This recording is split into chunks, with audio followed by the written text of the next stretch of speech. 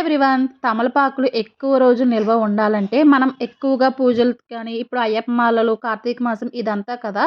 మనం ఎక్కువ మొత్తంలో తెచ్చేసుకొని వస్తాం కదా! కట్ట తీసుకున్నప్పుడు ఇలాగా వాటిని ఎక్కువ రోజులు నిల్వ ఉంచాలంటే ఫస్ట్ కట్టలోంచి కొంచెం పాడైన ఆకులుంటాయి కదా! ఆకులన్నిటిని సెపరేట్ చేసేసుకోండి.